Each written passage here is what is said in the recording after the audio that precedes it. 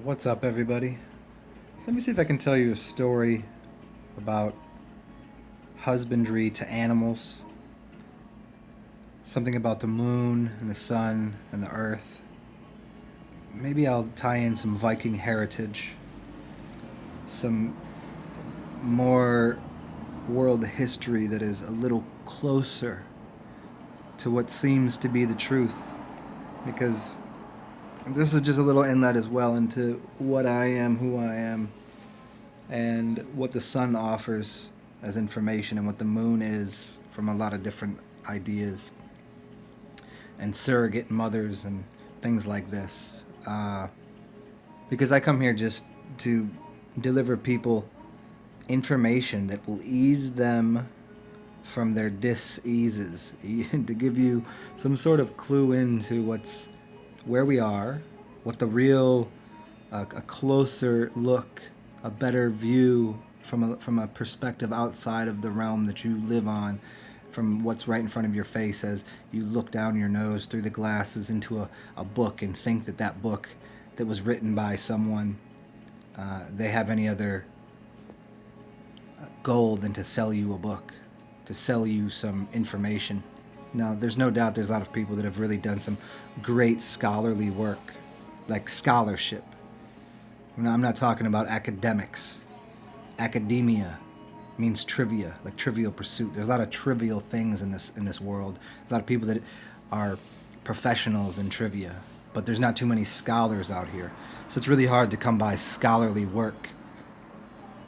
So a lot of what people are reading and what kind of information we've been just handed on a silver platter, and in fact it's not even a silver platter anymore, it's handed to us through many different facets, and it happens to be not true. It happens to not have very much truth in it. It has sinned, and when you say something is true or something is sinning, what you mean is if there's a bullseye, imagine that, we're talking about cows here and I'm going to use the term bullseye. In archery, if you were to hit the target directly in the center, you would have a bullseye. But if you've missed, you'll have sin. If you go to the left or right or up or down, it still hits the target, but it has sinned from true. So if the arrow be true, it will hit the bullseye. There's a lot of people that are just blindfolded, slinging arrows at things and reading books and thinking that, oh, well, this book, this is the arguments that everybody gets in. Everybody argues over the books that were written by people that don't have their best interest at heart. This is why people argue about everything. Oh, well, this book said this. Well, this book said this. Well, what do you know? What do you know? What kind of gnosis do you have? What kind of wisdom do you have? Where did you get that?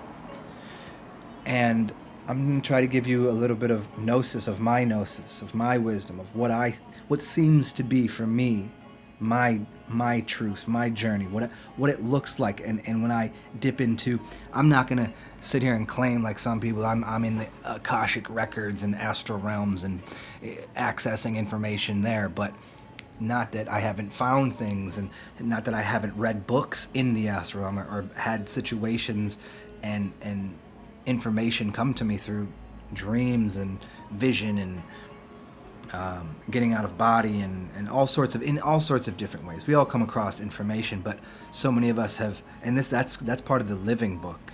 That's the great work. That's the magnus opum, the magnus opus, the great work. It's on yourself and your own temple, and where do you get that light from, that wisdom from? And certainly on a lot of these books, and a lot of these pages, you'll find a little bit here and there. Everybody has a little bit of truth, but it's surrounded by just packages of what it. Oh, and it's a nice package, but inside it's like that Tommy Boy reference, I can sell you a good brake pad in a box without a guarantee on it, or I can take a shit in a box and mark it guaranteed.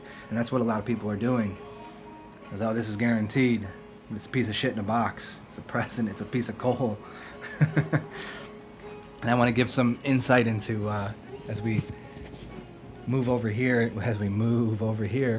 into the moon and the moves of the cows and animal husbandry.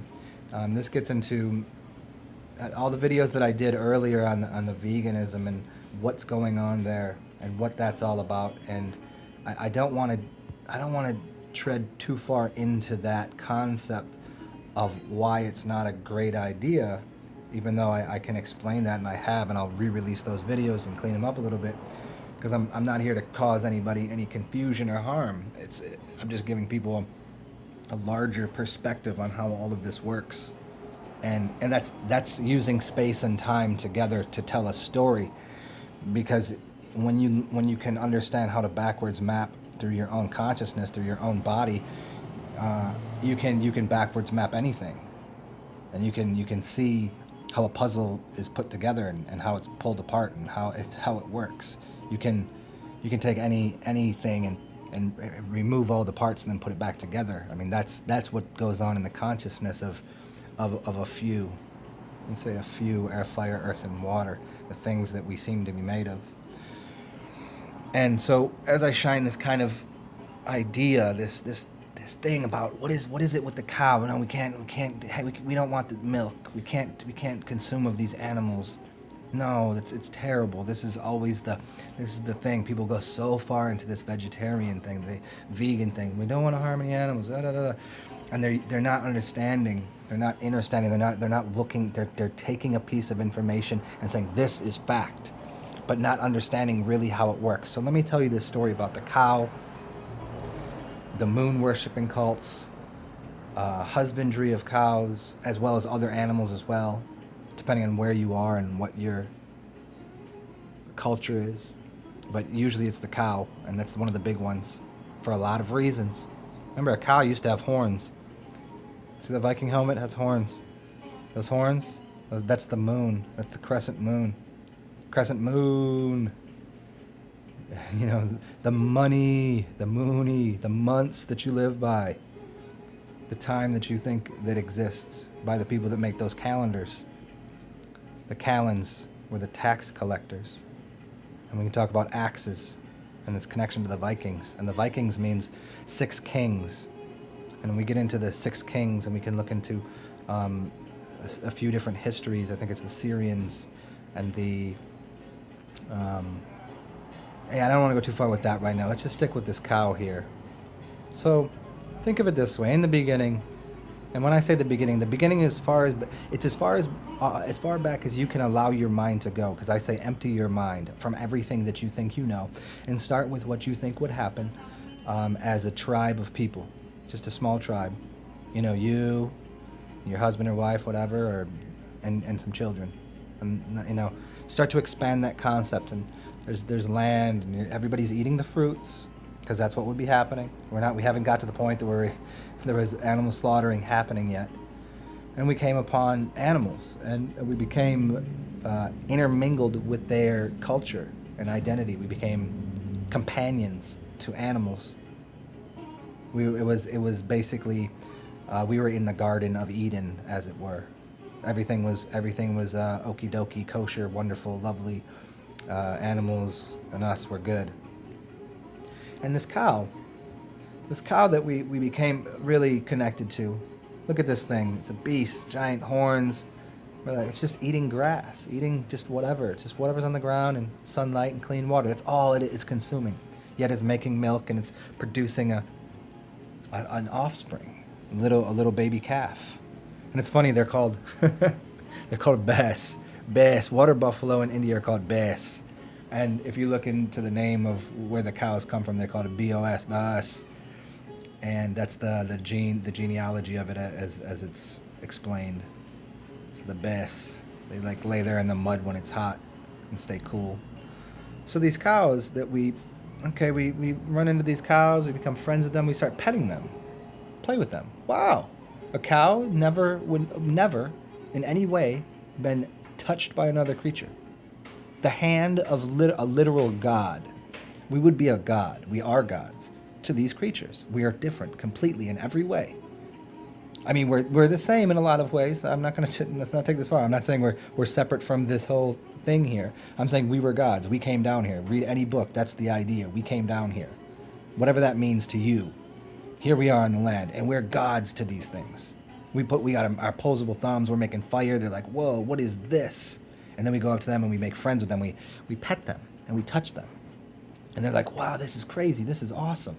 The cow's consciousness is like, nothing ever has touched me before, other than, its calf.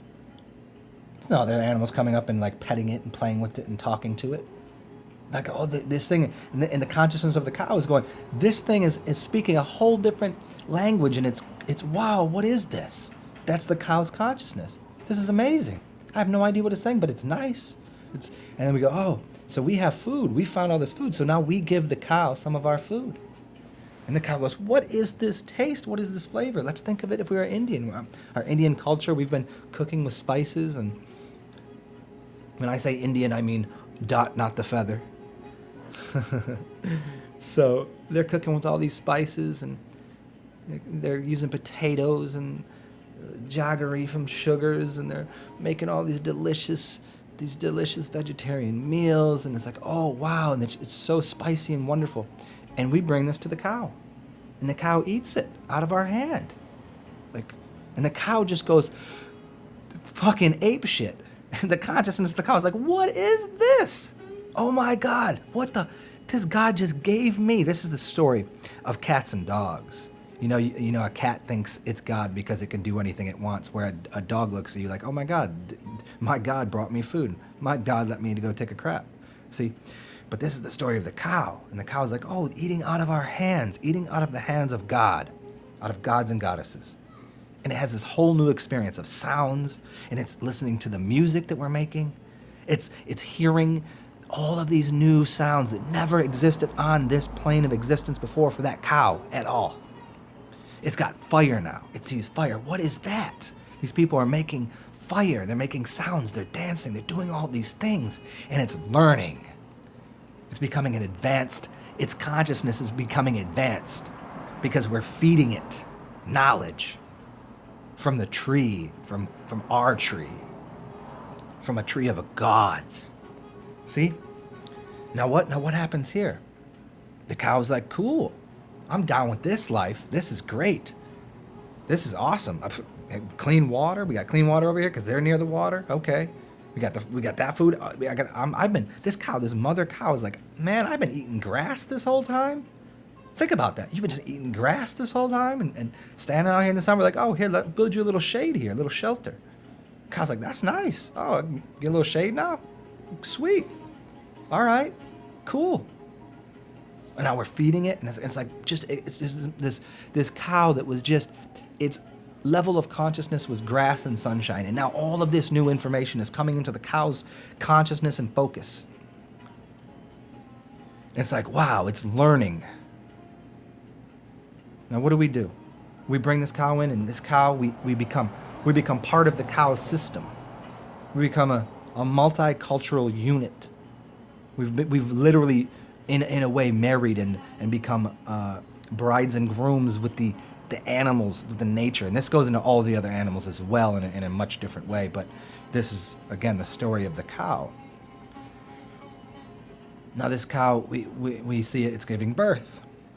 And as it's giving birth, this mother cow is like, because remember, this cow is producing milk fat from grass. There's no fat in that. So it's producing milk fat now to produce for its baby. And it produces so much, there's extra, there's excess. Just like Mother Earth always provides abundance, more than enough. So therefore the cow, in the exact same way, produces more than enough milk for everything. So in our little tribal unit, the mother cow is more than happy to provide the milk out of her bosom, out of her breast, to the village.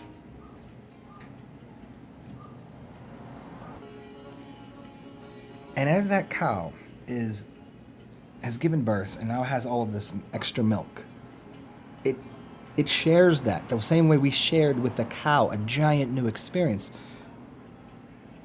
And now all of a sudden we have, what is this? This is milk. And what can we do? What can we alchemize with this? This milk, we can drink this? This is amazing. The milk of the mother. The milk, the energy, the source. Look at, the earth was giving us these fruits. Now this cow that we've shared something with is now sharing with us. The same way a human mother would give its milk to its baby, or any other creature for that matter. Now this cow was providing us with what became milk, what became butter, what became ghee, what became cheese, what became blue cheese, what became all of these things that are always associated with the moon. The moon, the energy, the currency of the cow. When you say cheese, you say, why is the moon made of cheese? Well, apparently, obviously, let's think about this. Well, it's connected to the cow. It's connected to everything that the cow stands for. It was in cahoots with the human. And so it was a sharing, it was a reciprocating experience of what we were giving that cow and that cow was giving us. There was no succubusing anywhere. We weren't keeping it pregnant. We weren't keeping it producing milk for no reason. That wasn't occurring. The milk from the cow was coming as a gift. And so, then down the line, we figured out how to make ice cream. Isn't that delicious? So hold on one second, guys. So everybody gets up in arms about, oh, well, now we've just jumped over the moon, over the cliff, and we're like, oh, everything's so crazy these days. We're killing all these animals. We're doing all this. We're keeping, milk is no good. It's the claim is that the milk is the pus of the cow. Well, then you better stop drinking your mother's milk. Just as a little side note here. No, it's not the pus of the cow. It's the nutrition. It's the highest level of nutrition, the same thing you'd be getting from your mother. So if you think a cow's milk is pus, then you better believe your mother's milk is pus, and you have no clue and no connection to the real world, to the actual world, to the generous, abundant world that is full of life everywhere, that is always sharing. And so as this cow was giving the shareable wave to everybody, I can't, well, I can, it'd be too long of a story for here to go through all of the hoops and explain to you where the chaos happened. But as I've pointed out before, I think it has something to do with the Iron Age. And there's a really good story here. Maybe I'll make a part 2 or 3 on this later and talk to you more about the Iron Age. But this connection to the moon is always about money and currency, and this is why in the beginning, how were people, how did people get wives? They would give somebody a cow. They would give them part of their flock, their herd. They would give them that would be the offering. I mean, I'm not getting into like all of the nonsense of like buying women and all of that, and like the Bible and all of that. I'm just giving you an idea because of the energy and currency that cow held, because that cow was in a union with the humans.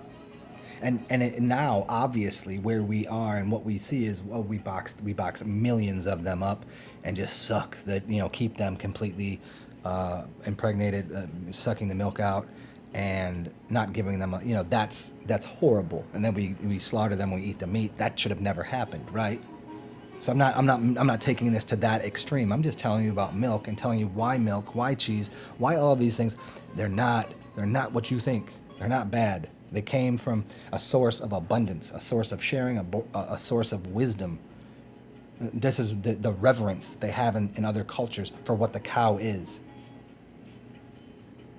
It's a shareable wave of energy and if you want to call it love or communion and companionship with animals, which even people that are vegan now these days would, because they're from Vega and they're vacant of some sort of ideas. And there's we can get into the planetary things and energies and where people come from, but this is just to say they're losing a connection to the actuality of nature by putting a barrier and block up to understanding the intimacy between all creatures. Now, this isn't the thing, oh, you're wrong, and blah, blah, blah. I don't want to, this isn't about an argument. This is a story I'm telling, and hopefully it makes a little bit of sense to everybody. Hopefully it makes a lot of sense. So, the moon and the connection to the moon, and going a little deeper into this, and I'm going to do it like in that multi-leveled way that I try to tell a story. And, this is where we get the moon and the money and the months and all of this currency and energy and what we see as money today. And we call it fiat because it's fake. And we look at the moon and we have to really consider, where did that come from? A lot of people say the moon got parked there. Some people say the moon wasn't around until the 1400s. Some people say, you look at the moon and you're like, how can I see through it? And there's a lot of really strange anomalies about the moon and what it is. So I've told that story before, so I don't know how deep I want to go with that. I would say just look into some of my work in the past 2 weeks that I've put out, and you'll find some interesting stories on the moon and what the concept of the moon is. And if I throw into the mix here, and this is the work I've been putting out as well on blood and the Iron Age, and let me just, I'll go a little step deeper here for everyone. The difference between blood plasma that you have and blood plasma in grass, because it's blood, that's the grass or the plant life, the chlorophyll. The difference between the atom there, the blood plasma, the chlorophyll, the atomic structure, and what we have in our blood, we have iron in our blood, and chlorophyll has magnesium.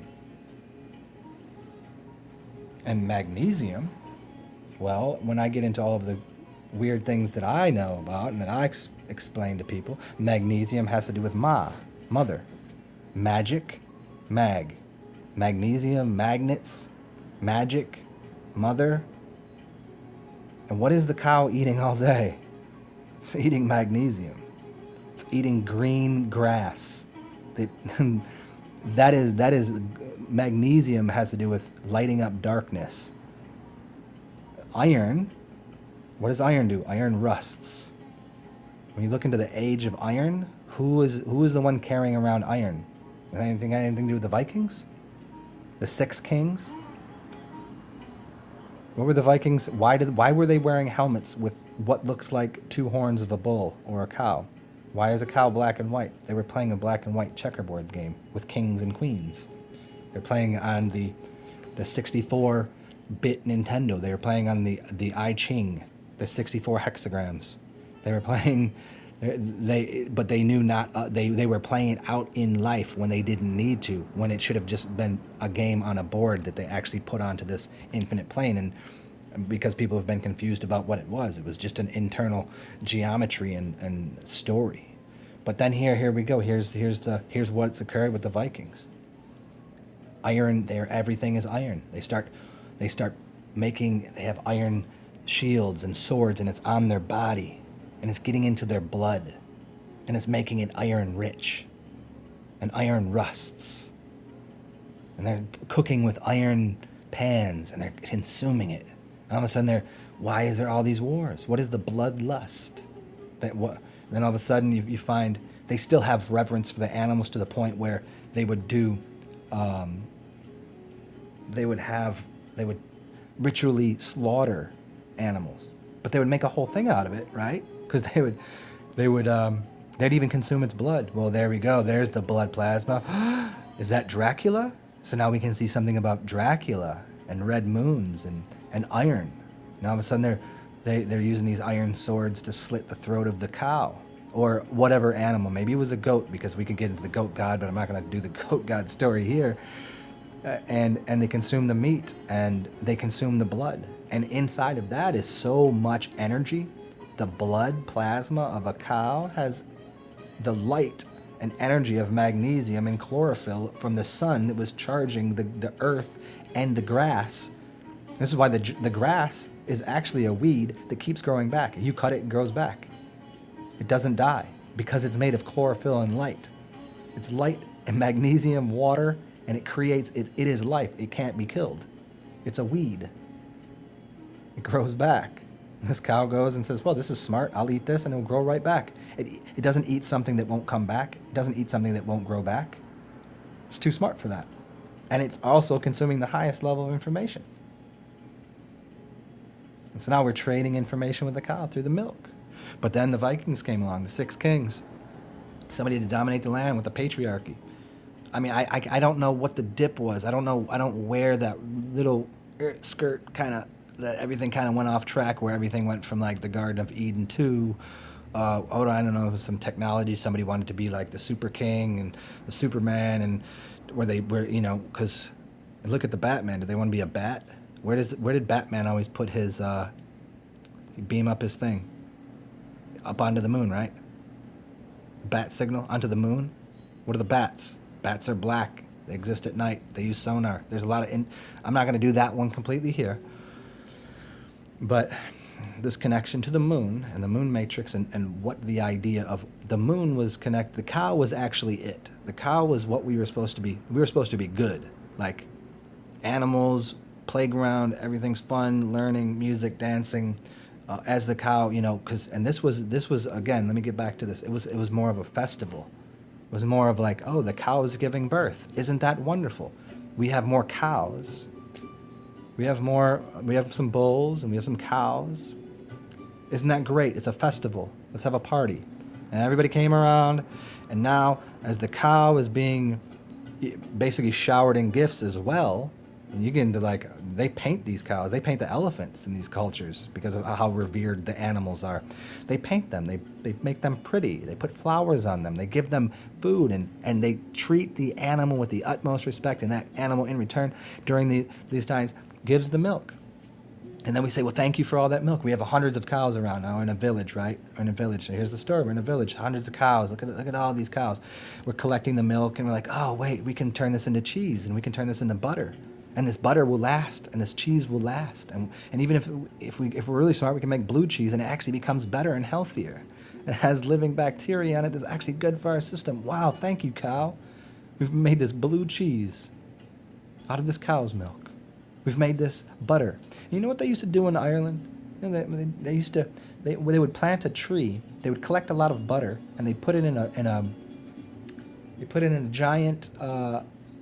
I don't know what the wood, if it was a specific kind of wood they used, probably oak, but they put oak barrels with butter in it.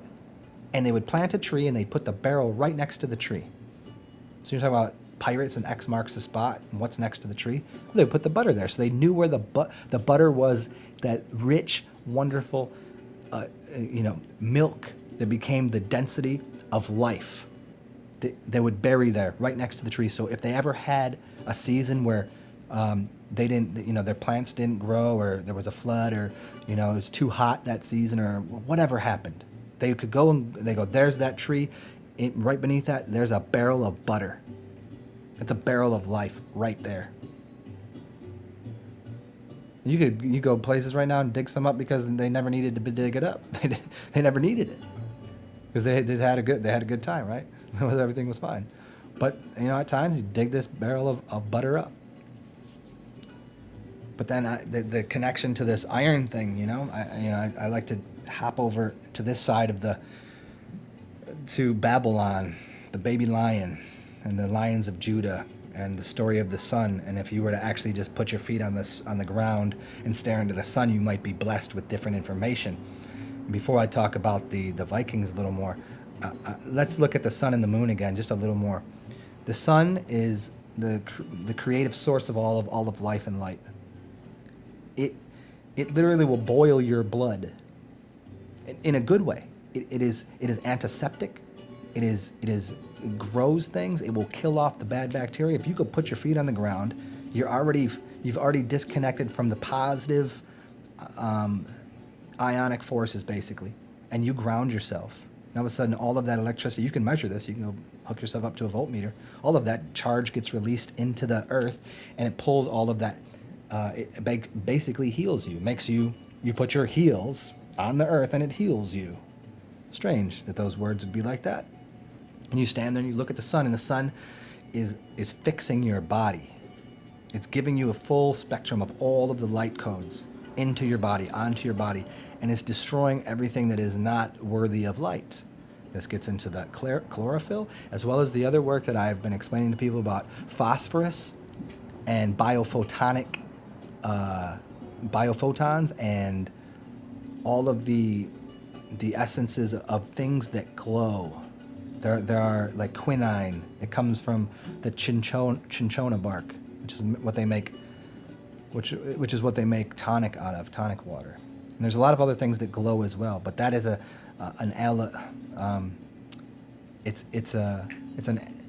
it runs the same parallel with what the green grass is doing, because it glows green. It's giving you the same kind of reference as what magic is, what magnesium does. Okay, so all of this is going into light information, light into the body. And if the cow is just consuming water and light, really, as that grass is just water and light, and all it's doing is drinking of the water and getting sunshine, it is a being of water and light. Water and light means mem and ori. A cow is memory. A cow is a connection to the memory and history and heritage of this entire world. And where the moon came from, as what it might possibly be. Maybe the memory is that at one time, somewhere, I don't know if it was a draconian, I don't know if it was aliens, I don't know if it was just somebody that just ate something they shouldn't have. I don't know. I don't know what really happened there. Maybe I'll know pretty soon. Maybe I'll look at the sun a little more and ask that question. Look into the crystal ball, the orb. But what we can see is they used a lot of iron. This antiseptic quality, this growth quality of the sun. And all of a sudden we look at the moon, and what does the moon do? It cools something. It actually decays things. It rots things. Just like iron. Just like your iron-rich blood, rather than chlorophyll-rich blood, which was plasma, ultrafiltrate, which is gold, which is urine. What is the colors of royalty? Green and gold. The green ground, the golden urine, the sunflowers, the field that cow is standing in. I mean, royalty. Green and gold. And then we started putting iron in our bodies, and it became red. So therefore, the pastures were covered in blood, covered in red. Red went everywhere. Because the iron started to rust, because an iron, like Iron Man, isn't your body. Your body isn't made of decaying things. Your body is made out of what no man's hands could make. You can't make your body. You don't make your body out of the elements. This is the larger thing. As much as people want to say there's all of these things in your body and and they're made of these elements. No, you're not. Go build a body. You can't do it. You can't do it. No one can. You can't go and collect all of these elements. Okay, here's all the things in the body. Put them together. Put them together. Go in a laboratory. Tell me how many millennium lifetimes it would take you to create a human being. You could never. It's an absolute, without question, impossibility. I hate saying things are impossible, but it is, because no man's hands could do it. You can't inform consciously those two things to make that. So this cow, which is actually made of sun and water, memory, gave you a memory to what you are. It's the same thing. You're not made of iron, but then it started to get into our blood, and then we started to bleed red. So who are the blue bloods? Royalty. Because the blue bloods were not poisoned, their blood wasn't poisoned to become iron rich. And iron is not something that the royals use. They used what? They used noble metals, which were gold and silver and copper. Gold color, silver color, and funny enough, copper always has like a green blue to it. If you put certain things in it, it will kind of give you that green or blue color. So there we have the green and gold again. And what is the significance of silver? I mean, you could look into the X-Men and Silver Surfer and stuff. But what do they tell you happens in the astral realm? There's a silver cord attached to you. So gold, silver, and bronze, or copper. Gold, silver, and what turns into green and blue. Gold, silver, blue, and green. So here we're starting to explore this story in a way to show you the connection of what happened. I think it really, well, no one can really know. And even if I could go in and access all of the Akashic records, even if I could do that and you can't, There's no way you could believe me. There's no way you'd want to. Who cares? Who cares if I know all of this to be absolutely 100% factual, truthful history of the entire timeline we're on? What if I knew that? How would you believe me? How could you? It doesn't matter. You can go see for yourself. And so that's why these stories are just stories. I could tell you all about the future. I could prophesize about the future and it might come true. And I could tell you all about the past and it might have been true and it might not have been true. But it seems to me to be such. And from there, what we can extract from that is your blood, just as well as everyone else's, is dirty. And it's not dirty because of any other reason than the things that we're sticking into our mouth hole. So, is there more wisdom in the truth of what a cow is? What does a cow produce? A cow consumes water, oxygen, sunlight, and a little bit of grass, which I've already explained what that is. But it gives life. It gives milk. It produces butter, milk fat, life, living organism. It produces all of that. What does iron produce? Dirty blood, swords, death, chaos, confusion, animosity. It creates duality. It creates a blue blood and a red blood. And the only thing that is internally is literally we keep poisoning and toxifying our own blood so the way we see the world in the way that these stories are actually played out in the past. And imagine if you could clean your blood up to the point where you're just consuming what would be chlorophyll or something that would glow in the dark.